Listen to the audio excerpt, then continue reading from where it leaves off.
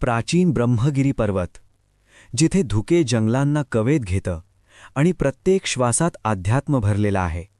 ह्याच पवित्र भूमीवर गौतम ऋषी आणि त्यांची पत्नी अहिल्या तप, संयम आणि शुद्धतेने जीवन जगत होते. पण काळाने करवट घेतली. पाऊस थांबला, नद्या आटल्या आणि दुष्काळाने संपूर्ण भूमी व्यापली. सर्वांच्या दुःखाने व्याकुळ होऊन गौतम ऋषींनी वरुण देवाची पूर्ण भक्तिभावाने आराधना केली. भक्तीने प्रसन्न होऊन वरुण देवाने भूमीतून कधीही न आटणारा जलकुंड प्रकट केला.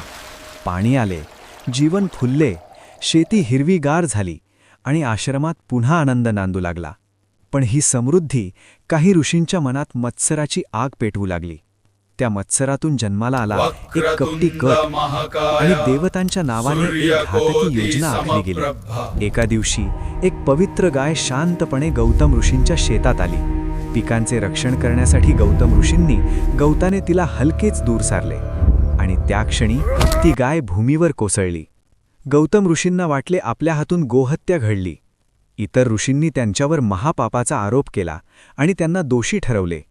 पापमुक्तीसाठी त्यांनी एकच अट घातली, स्वर्गातील गंगेला पृथ्वीवर आणा. गौतम ऋषींनी ब्रह्मगिरीवर कठोर तप सुरू केले. वारा, वादळ, पावसालाही न जुमानता त्यांच्या अढळ भक्तीने भगवान शंकर प्रसन्न झाले आणि दिव्य तेजात प्रकट झाले. शंकरांच्या जटांतून स्वर्गगंगा पृथ्वीवर उतरली. आपला वेग त्यांनी स्वतः रोखला. तीच गंगा गोदावरी बनून ब्रह्मगिरीतून वाहू लागली, दक्षिणेची पवित्र गंगा.